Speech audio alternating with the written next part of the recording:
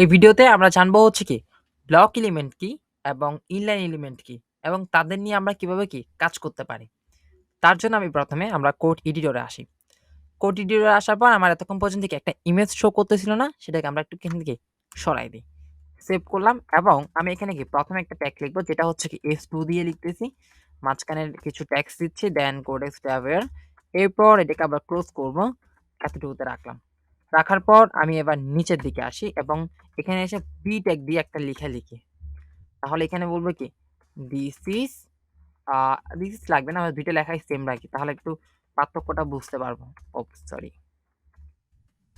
এতটুকু দেওয়ার পর আমরা বি দিলাম, ক্লোজ করলাম। এবার যদি দেখি আমরা এখানে ব্রাউজারে আসলাম, রিলোড দিলাম।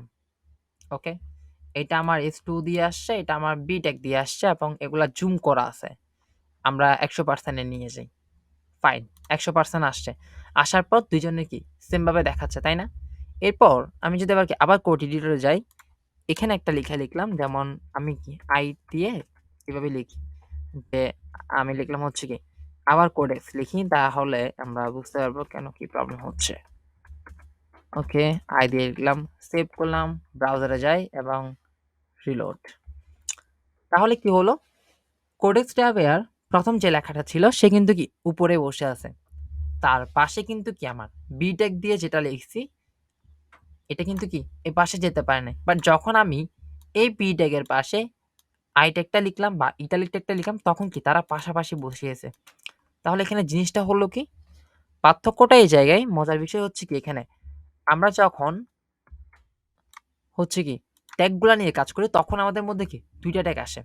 একটা ট্যাগ হচ্ছে কি আমার ব্লক এলিমেন্ট, আরেকটা হচ্ছে কি আমার ইনলাইন এলিমেন্ট। ব্লক এলিমেন্ট কিভাবে কাজ করে, আমি প্রথম যে ট্যাগটা লিখছিলাম সেটা ছিল কি S2, তো S2 এবং হেডিং ট্যাগ সবগুলাই হচ্ছে কি আমার ব্লক এলিমেন্ট।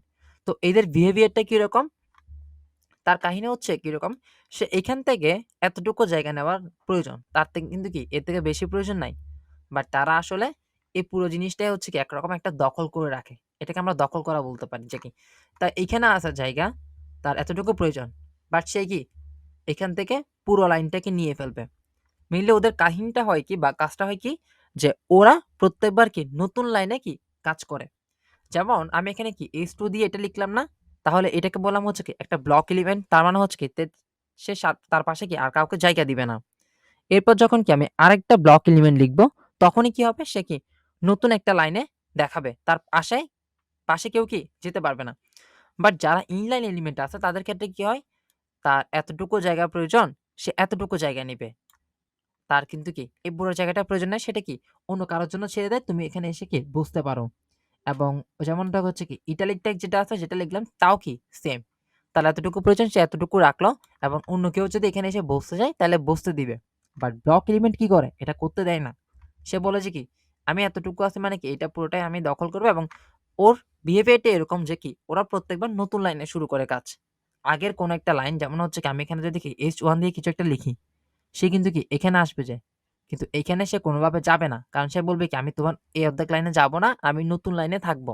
ঠিক আছে, তাহলে আমরা বুঝতে পারলাম কি আমরা ব্লক এলিমেন্ট নিয়ে যখন কাজ করব তখন তারা কি একটা নতুন লাইন প্রত্যেকবার রান করে বা আমাদেরকে দেয়, বা যখন ইনলাইন হয় তখন কি তারা একটার পাশে একটা বসে যায়। ওকে, আমরা যদি একটু জাস্ট দেখি জিনিসটা কিরকম, যেমন এটা হচ্ছে কি আমার S2, এটা হচ্ছে কি ব্লক এলিমেন্ট। ঠিক আছে, আমি এখানে জাস্ট ব্লক লিখে দিই, আর ওর এখানে লিখবো হচ্ছে কি ইনলাইন, এবং ওরটা হচ্ছে কি ইনলাইন। ইনলাইন, এরপর আমি যখন নিচে আরেকটা ব্লক দিব, এরা কিন্তু কি ইনলাইন ইনলাইন ছিল, দুজনের পাশাপাশি আসছে, যখন তাদের নিচে কি আরেকটা ব্লক দিব, H1 দিলাম, H1 দিয়ে বলবো যে কি কোডেক্স ডেভওয়্যার ব্লক। এরপর আমি জাস্ট হচ্ছে কি আমরা আবার হচ্ছে কি H1 কে ক্লোজ করি, দেন সেভ করার পর এবার যদি ব্রাউজারে যাই, এটা রিলোড দিই, দেখবো হচ্ছে কি হয়, সে নিচের লাইনে আসছে, সে আর এই পাশের লাইনে কিন্তু যায় নাই। যখন আমি এখান থেকে অন্য কাউকে দিচ্ছিলাম তখন কিন্তু কি ওইখানে যেতে পারছিল বা এই লাইনের পাশে এটা আসছিল। বাট যখন আমি এটা দিলাম তখন কি সে নিচের লাইনে আসছে, সে উপরের সাথে এড হয় নাই। ওকে, তাহলে আমরা পার্থক্যটা বুঝে গেছি আসলে যে ওরা কি করে, যখন ব্লক কাজ করে তখন কি সে পুরো জায়গাটা দখল করে, যেমনটা হচ্ছে কি তার ব্লকের কি এখান থেকে শুরু না এই স্টোর, সে কি করবে এই পুরোটা এটা রাখবে। এভাবে চিন্তা করতে পারি আমরা, এটা রাখবে। আবার যখন আমার ইনলাইন কাজ করে তখন কি করে? তার এতটুকু প্রয়োজন সে এতটুকু নিবে, তার এতটুকু প্রয়োজন এতটুকু নিবে। এরপর যখন আবার ব্লক আসবে তখন সে কি? পুরোটা নিবে। সে কখনোই কি এদের জায়গাটা খালি থাকলেও কি এখানে যাবে না। কারণ সে বলবে কি আমি তো নতুন লাইনে যাবো। আমি অর্ধেক লাইনের মধ্যে যাবো না। ঠিক আছে? এভাবে হচ্ছে কি আমাদের মেইনলি আমাদের এগুলা কাজ করে থাকে। তার মধ্যে আরেকটা জিনিস দেখেন যেমন হচ্ছে কি আমার এটাও ইনলাইন, এটা ইনলাইন। তাহলে কি পাশাপাশি চলে আসছে। বাট এমন তো হতে পারে। আমার ইনলাইন কি? আমার একটা নিচে একটা দেখাবো। আমি পাশাপাশি রাখবো না। সেক্ষেত্রে আমরা একটা কাজ করতে পারি। আমরা একটা হচ্ছে কি বিয়ার ট্যাগ ইউজ করতে পারি। H1, H2 এর তো প্রয়োজন নাই। এখানে এসে আমরা একটা কি বিয়ার ট্যাগ নিব। ঠিক আছে? বিয়ার এভাবে লিখতে পারি। এভাবে লিখলে কি হয়?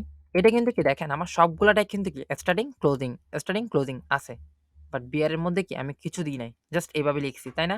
অথবা আপনি যদি এভাবেও লেখেন কোনো প্রবলেম হবে না। এভাবে লিখলাম, লিখার পর আমি যখন সেভ করব এবং ব্রাউজারে যাব তখন সে আমাকে কি দেখাবে? দেখাচ্ছে কি এখানকার পরে সে লাইনটাকে ব্রেক করে দিছে। মানে হচ্ছে কি আমার এখানে লাইন ব্রেক হবে, তুমি নিচের লাইনে যাও। ঠিক আছে? এভাবে মেইনলি হচ্ছে কি আমার বিয়ার ট্যাগটা কাজ করে থাকে। সো আজকের ভিডিওটা এতটুকুই। আমরা মেইনলি হচ্ছে আজকে কি শিখছি? আমরা ব্লক এলিমেন্ট শিখছি। ব্লক এলিমেন্ট কিভাবে কাজ করে সেটা শিখলাম এবং তারই সাথে আমরা ইনলাইন এলিমেন্ট এবং হচ্ছে কি বিয়ার ট্যাগ দেখলাম যেটা আমার লাইনকে ব্রেক করতে পারে। So tata.